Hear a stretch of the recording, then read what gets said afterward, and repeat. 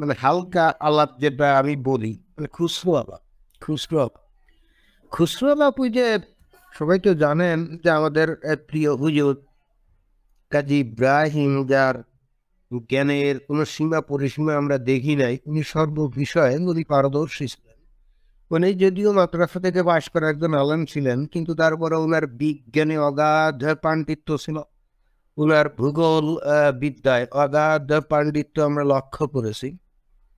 কারণ ওই যে টার্কটিক মহাদেশ আবিষ্কার করলেন, সেখানে একটা গর্ত উনি আবিষ্কার করলেন, সেই গর্ত দিয়ে উনি চলে গেলেন সেই সাম্বালা নামক যে পৃথিবী, ওই যে পৃথিবী আছে না, 7টা পৃথিবী আমরা তো জানি। তো আমরা তো একটা পৃথিবীতে বসবাস করি, বাকি যে আরো অনেক পৃথিবী আছে এটা তো আমরা আবিষ্কার করি নাই। তো আমাদের কাজী ইব্রাহিম কিন্তু ওটা আবিষ্কার করেছিলেন। পরে অবশ্য কোনো একটা সাক্ষাৎকারে আমার মনে হয় যে উনি বলেছিলেন উনি সরস্বতীতে যাননি, স্বপ্নে গেছিলেন, স্বপ্নে গেছিলেন। তো আপনারা জানেন যে আলেমের স্বপ্নও কিন্তু এক ধরনের সত্য ঘটনা। আলেম স্বপ্ন দেখলো আর লোকজন এটা নিয়ে হাসি ঠাট্টা তামাশা করবে, বিষয়টা এরকম না। একজন আলেম, খাঁটি আলেম, উনি যে স্বপ্ন দেখেন ওটা কিন্তু সত্য। এমনকি আমাদের নবীও, আমাদের নবীও যখন উনি ওহী প্রাপ্ত হলেন সেটা কিন্তু স্বপ্নের মাধ্যমে ঘটেছিল। তারপরে উনি যে মিরাজে গেছিলেন, আমরা যদি ইবনে ইসহাক আল তাবারি, ইবনে হিশাম, এই তিনজনের যে বায়োগ্রাফি অব মুহাম্মদ, অর্থাৎ সিরাত রাসূল আল্লাহ, ওই বইটা যদি পড়ি, ওই বইগুলাই যদি পড়ি, মানে বস্তুত নবীর জীবনীর মূল সূত্র তো ওই বইগুলাই, ওখানে কিন্তু একেবারে খুব ক্লিয়ারলি বলা আছে যে আমাদের নবীও কিন্তু ওই যে ওহী পাওয়ার যে প্রথম যে বিষয়টি সেগুলো স্বপ্ন ছিল, এবং মিরাজে যাওয়ার যে বিষয়টা মানে ঘটনা, ওটাও কিন্তু স্বপ্নের মধ্যেই ঘটেছিল। এবং ঠিক সেই কারণেই কিন্তু পরবর্তীতে নবীর হাদিসেই আছে যে একজন আলেমের স্বপ্নও কিন্তু সত্য। তো এইগুলা যে উৎক নাস্তিক আছে ওরা বিশ্বাস করে না, কিন্তু সেটা তো তাদের ব্যাপার ভাই। উৎক নাস্তিক কি বললো না বললো এইগুলা আমাদের আর দেখার টাইম নাই। তো যাই হোক, আমাদের কাজী ইব্রাহিমের কিন্তু প্রতিটা বিষয় কিন্তু এই যে স্বপ্নের মধ্যেই উনি দেখেছিলেন। যেমন ওই যে এন্টার্কটিক মহাদেশ উনি স্বপ্নে দেখেছিলেন, ওখানে যে গর্ত সেটাও উনি স্বপ্নে দেখে তারপরে গর্ত দিয়ে উনি কিন্তু ওই যে শম্বালা নামক পৃথিবীতে চলেও গেছিলেন, যেখানে আকাশ আছে, মহাশূন্য আছে, শহর বন্দর নগরী ঘর বাড়ি গাছপালা সবকিছুই আছে। এবং একটা বক্তৃতা উনি বলেছিলেন যে ওখানে নাকি নবীও আছে। যাই হোক, এটা হলো তার ভূগোল জ্ঞানের একটা বিষয়। এরপরে আমরা মেডিকেল সায়েন্সে তার অগাধ পাণ্ডিত্য আমরা দেখেছি। উনি একবার দেখলাম যে হাতে একটা আমের পাতা নিয়ে, উনি বললেন যে এটাই হলো ওই যে দাঁতের ব্যথা যদি কারো হয়, সেই দাঁতের ব্যথা থেকে নিরাময়ের নাকি সবচাইতে শ্রেষ্ঠ একটা ওষুধ। কিন্তু এই যে বাংলাদেশের মানুষ যতই ধর্মপ্রাণ হোক না কেন, মনের মধ্যে তো তার ইমান খুবই কম। কারণ দেখুন যে আমাদের কাজী ইব্রাহিম এটা আবিষ্কার করার পরেও বাংলাদেশের মানুষ কিন্তু তার ওই চিকিৎসাটা নেয়নি। যদি নিত তাহলে অন্তত এই যে দাঁতের বিষয়ে বাংলাদেশের যে হাজার হাজার যে ডেন্টিস্ট, ডেন্টাল যে ইয়েগুলো আছে, ডেন্টাল যে ফার্ম, মানে ওরা কি বলা যায়, ডেন্টাল চেম্বার, হ্যাঁ, ডেন্টাল চেম্বার, যেখানে ডেন্টিস্টরা এই যে দাঁতের চিকিৎসা করে, তো এগুলো থাকার কথা ছিল না। হতভাগা জাতি আসলে। এরা তো ওই যে যারা নাকি কৃতিত্ব বান ব্যক্তি, প্রতিভাবান ব্যক্তি, মেধাবী যারা, তাদের কিন্তু মূল্যায়ন করে না বাংলাদেশে। সুতরাং কাজী ইব্রাহিমের এই আবিষ্কারটাও কিন্তু বাঙালিরা হেলায় হারিয়েছে, এটা কিন্তু বলা যায়। তারপরে আমরা তার মহাকাশ বিজ্ঞান সম্পর্কে অনেক গবেষণা এবং অনেক কথাবার্তা আমরা শুনেছি। এমনকি উনি ভবিষ্যৎ বাণীও করতেন, নানা রকম ভবিষ্যৎবাণী করতেন। কয়েক বছর আগে তো উনি বলেছিলেন কিয়ামত নাকি অলরেডি শুরু হয়ে গেছে, দাজ্জাল নাকি চলে আসছে, ইমাম মাহাদিও নাকি ওই যে খোরাসানে তার অনুসারীদের প্রশিক্ষণ দিচ্ছে, এই ধরনের ঘটনা কিন্তু অলরেডি বলেছিলেন। আমরা আসলে নির্মল বিনোদন পেতাম তার এই কথায়, আমরা নির্মল বিনোদন পেতাম। কিন্তু অত্যন্ত দুঃখ ভারাক্রান্ত হৃদয়ে বলতে হচ্ছে আমাদের এই বহু প্রতিভায় মানে কি বলা যায়, মানে বহু বিদ্যায় পারদর্শী, বহু জ্ঞানে জ্ঞানী, বহু বিজ্ঞানে বিজ্ঞানী এই ধরনের একজন হুজুরকে প্রধান বার্তা নিয়ে হঠাৎ করে পুলিশ জিজ্ঞাসাবাদের জন্য নিয়ে গেছেন। বুঝলাম না পুলিশের কি এমন ঠেকা পড়লো তাকে ধরে নিয়ে যে কি তার কাছে শুনবে। তবে তবে যে কারণেই ধরুক ওই পুলিশ যখন তার বাড়িতে কড়া নাড়ে তখন কিন্তু এই যে কাজী ইব্রাহিমের যে ভাষ্য ওগুলো একটা লাইভ প্রোগ্রাম করেছিলেন, আমরা দেখেছি ওখানে যে বক্তব্যগুলো দিয়েছিলেন আমার কাছে কিন্তু সেটা খুব মানে কি বলা যায়, আমি খুব আপসেট হয়ে গেছিলাম তার বক্তব্যে। কারণ হচ্ছে উনি কিন্তু প্রকারান্তরে বাংলাদেশের পুলিশ বাহিনী তো বটেই, গোটা বাংলাদেশ এবং বাংলাদেশ সরকারকেই উনি ভারতের বা হিন্দুস্তানের রয়ের দালাল এরকম কোনো কিছু বলার চেষ্টা করেছিলেন। এইটা আমার কাছে কিন্তু গ্রহণযোগ্য হয়নি। এটা আমার কাছে গ্রহণযোগ্য এই কারণে হয়নি কারণ উনি এই ধরনের কথা উনি বলতে পারেন না। পুলিশ যে কোনো বাড়িতে যে কোনো লোককেই যে কোনো প্রয়োজনে জিজ্ঞাসাবাদ করার জন্য যেতে পারে, কিন্তু আমার বাড়ির দরজা এখন যদি পুলিশ এসে হাজির হয়, বাংলাদেশের পুলিশ, আর আমি যদি বলি যে তারা হলো ইন্ডিয়ার হিন্দুদের দালাল, রয়ের গুন্ডা, তারপরে যে বিজেপির গুন্ডা বা RSS এর গুন্ডা, এইগুলো বলা মানে কি? পুলিশ তো সরকারি বাহিনী, তাই না? মানে পুলিশ তো কোনো ব্যক্তি না, পুলিশ তো একটা ইনস্টিটিউশন। এখন এই ইনস্টিটিউশনকে যদি আপনি বলেন ভারতের র মানে হলো ওই যে ওদের যে গোয়েন্দা সংস্থা ইন্টারন্যাশনাল, যেরকম পাকিস্তানের গোয়েন্দা সংস্থার নাম হলো ISI, ঠিক তেমনি ওই যে আমেরিকার যে গোয়েন্দা সংস্থা যেটাকে বলা হয় CIA, গোয়েন্দা সংস্থা মানে ইন্টারন্যাশনাল যে গোয়েন্দা সংস্থা। আর ওই ডোমেস্টিক যে গোয়েন্দা সংস্থা সেটা কিন্তু আমেরিকাতে FBI বলে। এখন কোনো দেশের এই ধরনের একটা সরকারি ইনস্টিটিউশনকে যদি আপনি অন্য এক দেশের দালাল বলেন, অন্য এক দেশের গুন্ডা বলেন, আমার কাছে এটা গ্রহণযোগ্য হয়নি। আমি খুব মনক্ষুণ্ণ হয়েছিলাম। আমরা হুজুরকে ভালোবাসতাম, তার কাছ থেকে অনেক জ্ঞান আমরা জানতাম, অনেক অজানা আমরা জানতাম। যে কোনো কারণে হোক পুলিশ ওনার কাছে গেছে, ওনার সৎ সাহস থাকলে উনি বের হতেন, তাই না? আর উনি ওনার বক্তব্যে, আচ্ছা আমরা বক্তব্যটাই শুনি, আমি বক্তব্যটা বের করে রাখছি। জনগণের কল্যাণে এই দেশের স্বাধীনতার জন্য অতুলনীয় হয়ে জীবনের ঝুঁকি নিয়ে দুটো খুব বাড়িয়েছিলাম। সাথে সাথে হিন্দুস্তানি রাজাকার RSS গুন্ডা, রয়্যাল গুন্ডারা আমার বিরুদ্ধে এই মুহূর্তে আমার বাসায় লালমাটিয়ায় হানা দিয়েছে। এইখানে আমার স্কুলের পাশে জাকির হোসেন রোড।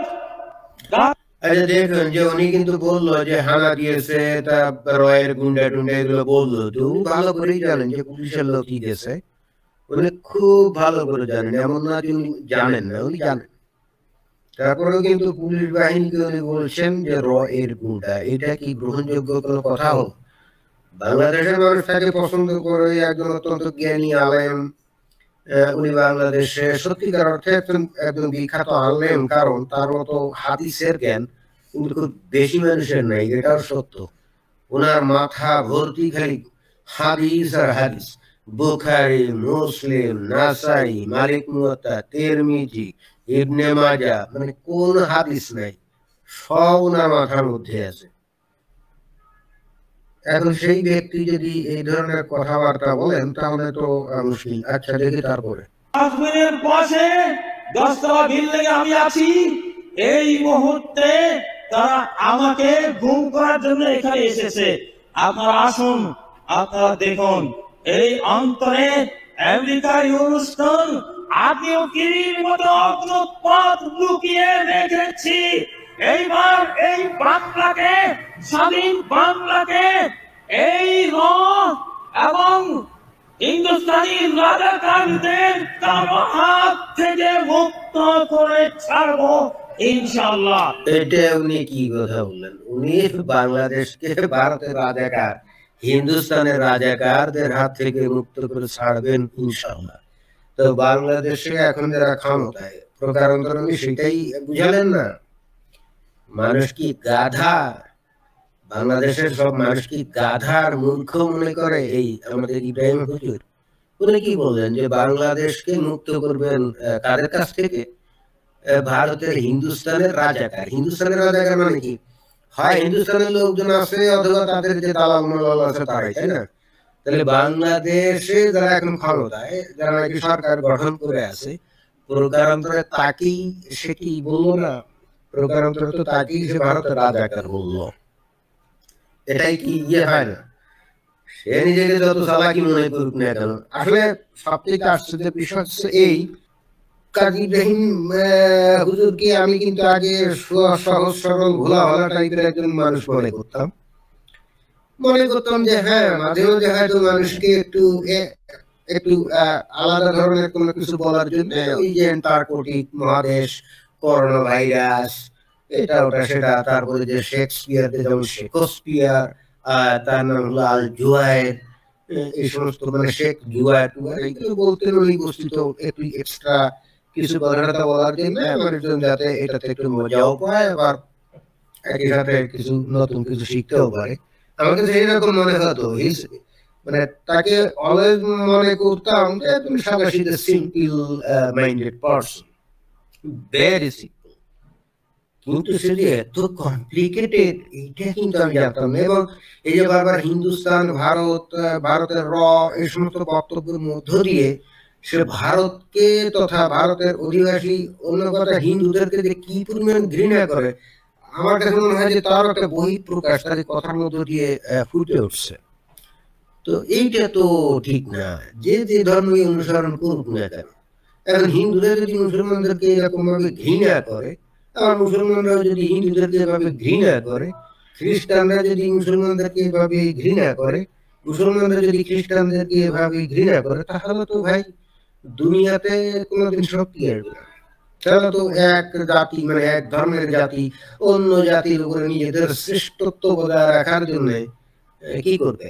মারামারি কাটাকাটি করবে, এবং অবশেষে ওই যে বিবর্তনের ধারায় মানে দ্য ফিটেস্ট আর দ্য সার্ভাইভাল অথবা দ্য সার্ভাইভাল আর দ্য ফিটেস্ট যাই বলি না কেন, যারা নাকি যোগ্য তারা টিকে থাকবে।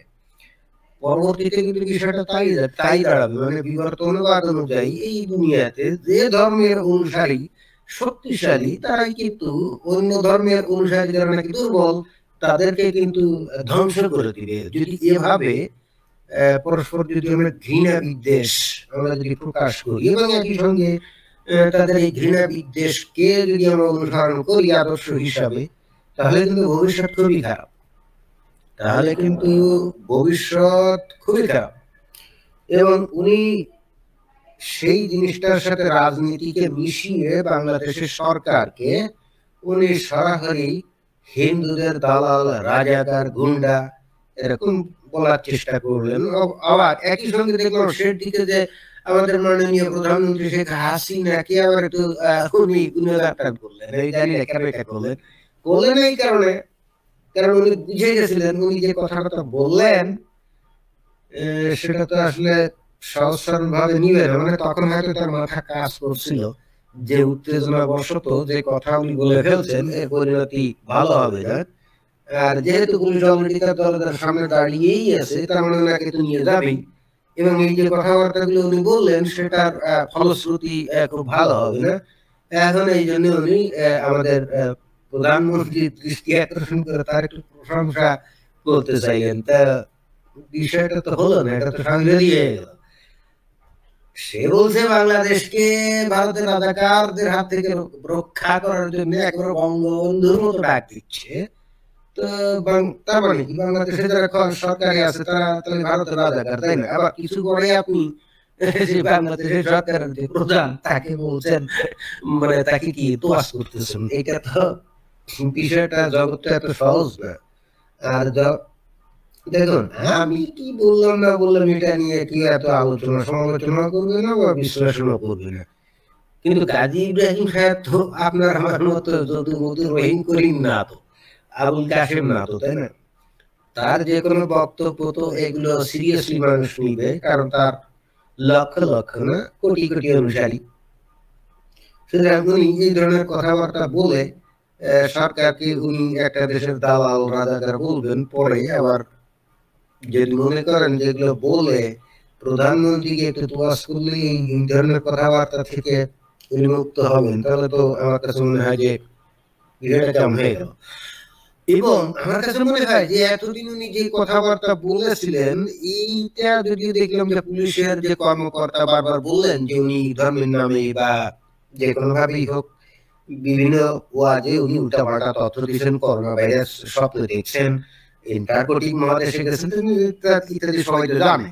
তো এই পুলিশ কর্মকর্তা উনি বললেন এই কথা, যে এই জন্য ওনাকে একটু জিজ্ঞাসাবাদ করা হবে যে এই ধরনের উল্টাপাল্টা কথা উনি কেন বলেন বা বলছেন। একদিক দিয়ে ঠিকই আছে, এটা আসলে গ্রেপ্তার না, তাকে হয়তো ডেকে নিয়ে জিজ্ঞেস করা হতো যে হুজুর আপনি এগুলো কি বলেন।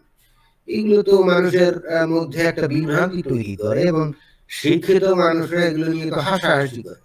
আপনি এন্টার্কটিক মহাদেশে গেছেন বা আপনি সাম্বালা নামক অন্য পৃথিবীতে চলে গেছেন, এগুলো হাসির ব্যাপার না, হাসাহাসি করার বিষয় না। হয়তো এটাই বলার জন্য পুলিশ আসছিল যে আপনি এগুলো একটু বন্ধ করেন, একটু অন্য কথা বলেন, ধর্মের কথাটা বলেন, এই সমস্ত বলেন। কিন্তু এইটা বন্ধ করার জন্য, অর্থাৎ এই গ্রেপ্তার এড়ানোর জন্য উনি যে বক্তব্যগুলো দিলেন, আমার তো মনে হয় যে এখন যদি টিচার হয়েও ওই যে উনি লাইভে যে 15-20 মিনিট ধরে যে বক্তব্য দিলেন, ওখানে যে বক্তব্যগুলো দিয়েছিলেন, আমার তো মনে হয় যে এত মানে তাকে যদি বিচার আচার করা হয় তাহলে তো তার ওই ধরনের বক্তব্যেরই বিচার হবে, আমার কেন জানি মনে হয়। কিন্তু অন্য যে কথা ওইটা কিন্তু খুব সহজে নিয়ে এড়াতে পারেন, এভাবে বলে যে আমি একটু মজা করার জন্য বলেছি, মানুষকে একটু মজার কথা শুনতে শুনতে চায়, যে কারণে আমি এইভাবে মজা করে বলছি, ওটা সিরিয়াস কিছু না বললে কিন্তু কোর্ট তাকে কোনোভাবেই সাজা দিতে পারবে না, অন্তত অ্যাটলিস্ট ওইটা যে মারাত্মক কোনো অপরাধ এটাই কিন্তু আসলে প্রমাণ করা সম্ভব না। এবং আমার ধারণা ওই ধরনের বক্তব্যের জন্য তাকে কিছুই কোর্ট কিছুই বলতো না বা তাকে কোনো শাস্তি দিত না। কিন্তু এখন উনি লাইভে এসে যে বক্তব্য দিচ্ছেন, আমার ধারণা এই বক্তব্য থেকে উনি রেহাই পাওয়ার কথা না। অ্যাটলিস্ট আপনি একটা দেশের সরকারকে আপনি অন্য দেশের দালাল গুন্ডা বলবেন, এইটা তো আমি জানি না আইনের কোন ধারায় এটা পড়ে, মানে কোন ধারায় অপরাধ কিনা। আমি তো আইন পড়ি নাই, জানিও না, আমি বলতে পারছি না।